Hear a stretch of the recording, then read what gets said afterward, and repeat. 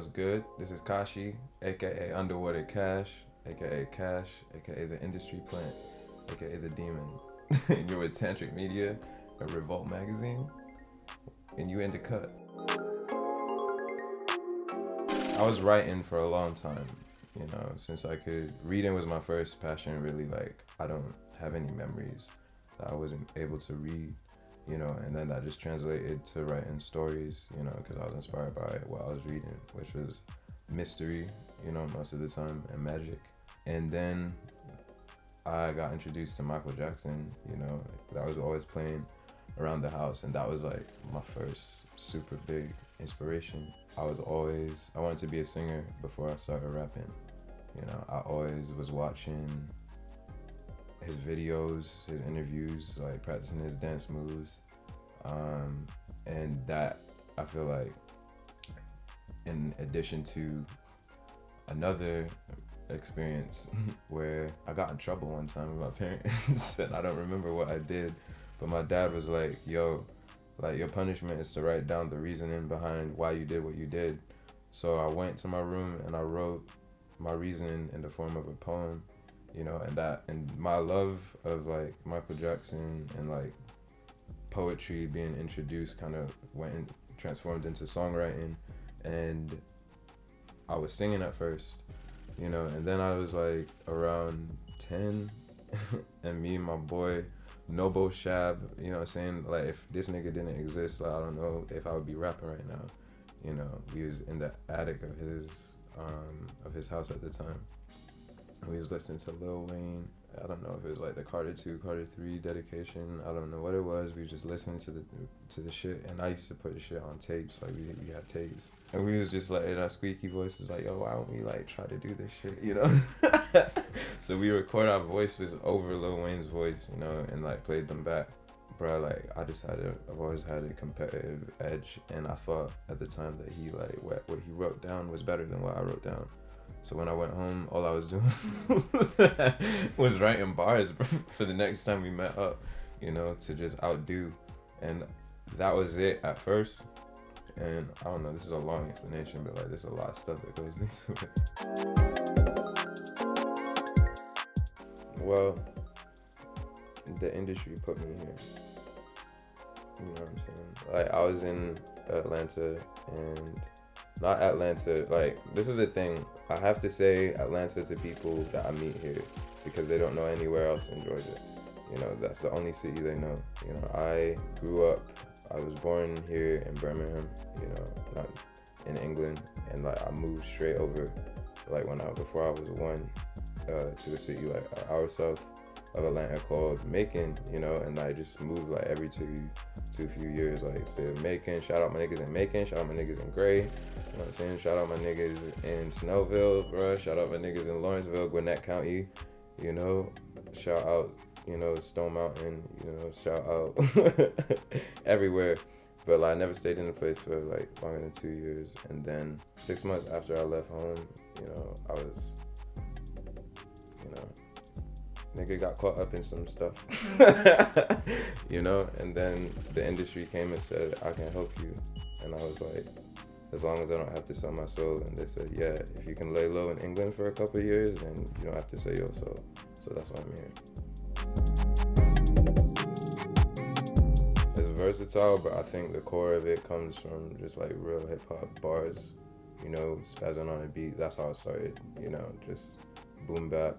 Joey Badass, like, he was the one that really got me on that wave in the beginning, and now I like, do like trap stuff and like auto-tune and shit like that, and I enjoy all aspects of it, but so I would describe it as versatile, but hip-hop would be the core.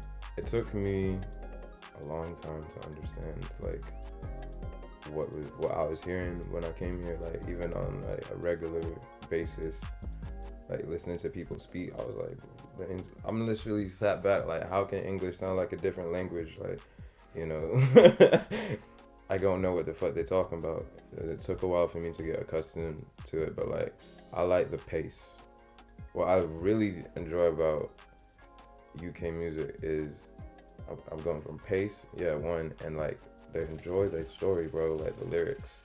you know, like I said, like I was on the hip hop stuff at the beginning, you know, and I feel like I got to a point where I was dropping a bunch of shit, and I was like, yo, I guess this isn't what niggas are fucking with right now. So like I kind of drifted. I went away from my roots and just made what I thought was gonna work. I was like literally lying in my raps, bro. I could never do that shit now. You know what I'm saying? Like, but then I came here, you know, and like niggas were like really spitting, you know what I'm saying? I was like, yo, lyricism isn't dead. You know, like maybe like I should hone back in on this, and you know, so that's what I think England kind of invigorated within me. So I enjoy that about UK music, the story, you know, niggas are listening. The general public, I feel like there's just more lyricism over here, but I feel like the general like consumer is consuming anything, and there isn't really a standard no more. Like it's like, oh, like I made a sound with energy, so that's hard, you know. And like I understand what it is for like the energy sake of it, but like I feel like it's very, you know, it's just too much, you know what I'm saying? But then it's just like, if you're not saying anything and you know you can say something, then just tell me why you're not saying anything.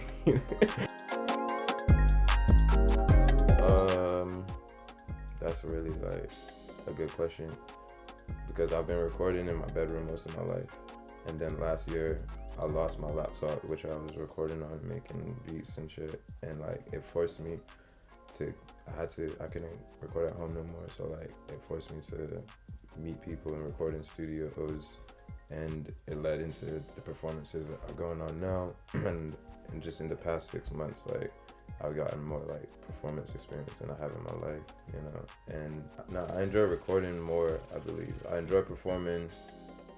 I enjoy them both the same, bro, because like this is why I make the song for the performance.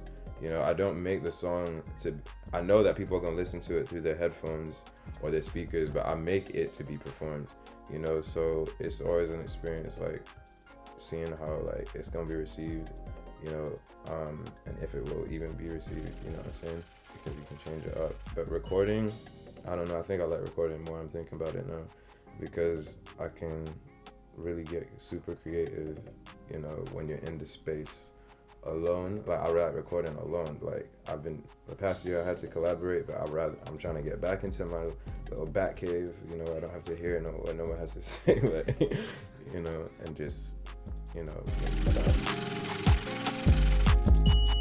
I have a picture of what like the ideal rapper is, like or not even a picture, just like a feeling, you know, and like I have never seen that person, you know what I'm saying, in my life, and I respect everyone for doing what they do, but like I don't know, like I just don't feel like the one has shown yet, and like I would like to continue to work on music and to become that person myself, you know.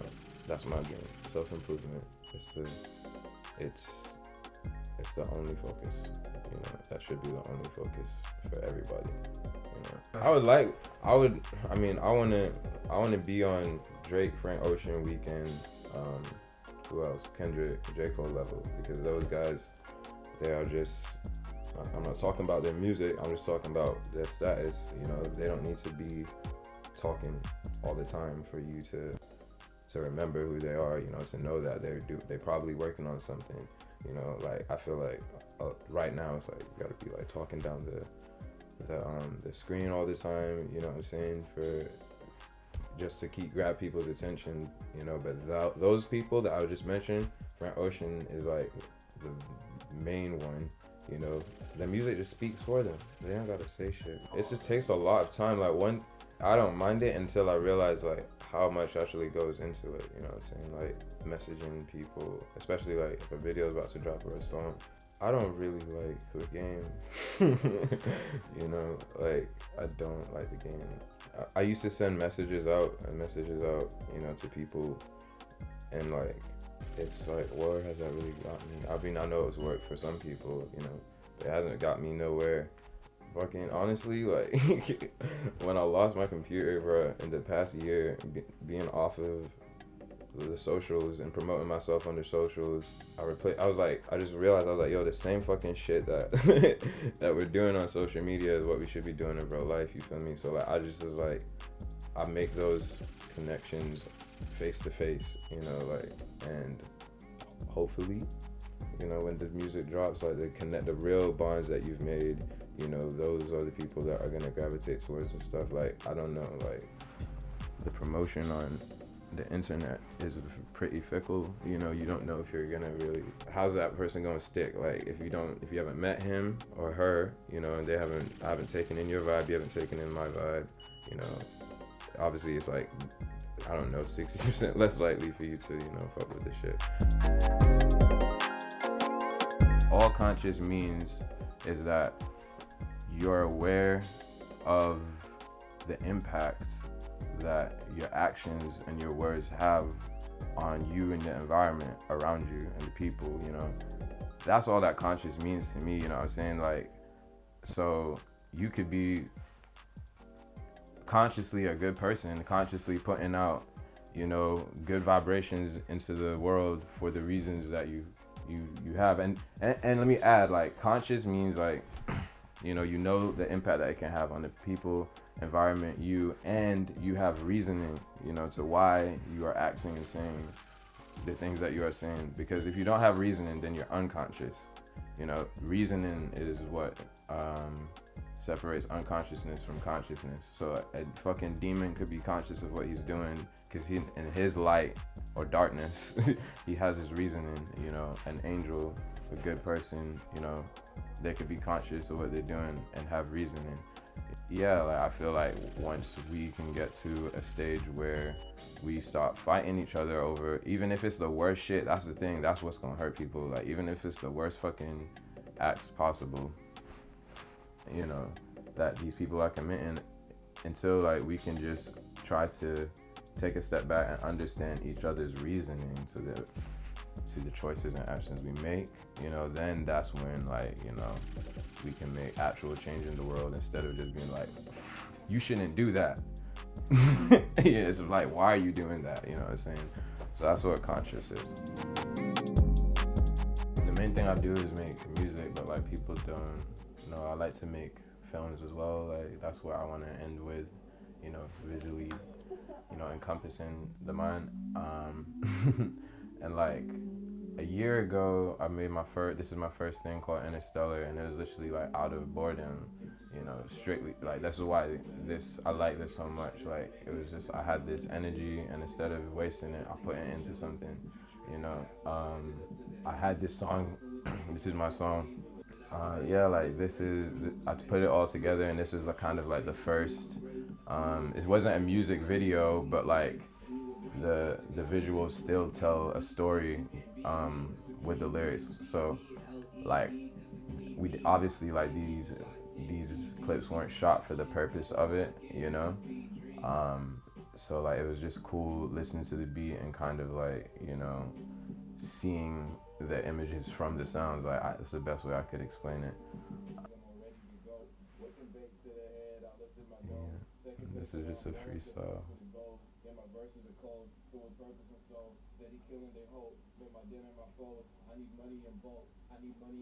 You know, basically, this is the second version. You know, this dropped, like, and it didn't, I don't think it got received, you know what I'm saying? So I wanted to shoot something for it, and I shot this about 8 months ago. Like, we shot it 8 months ago, you know. And this is like the second version of it, because the first one I didn't like, you know what I'm saying? I didn't think it represented me. So I sent it to one of my old high school friends in Atlanta, you know, Zach Hicks, and I sent him the footage, and he just put it together in like a night, you know, and we've just been sitting on it for months. You know, so like, we just decided, like, all right, January is the time, like, you know. And 47, you know, a lot of people ask what that means to me.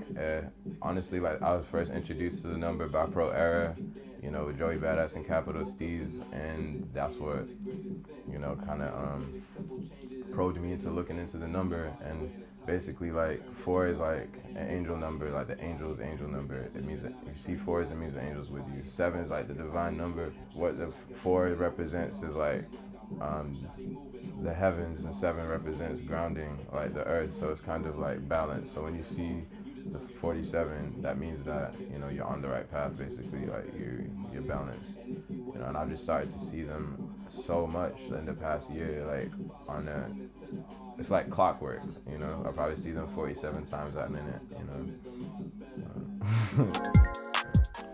Go do your thing, be free. She does the opposite.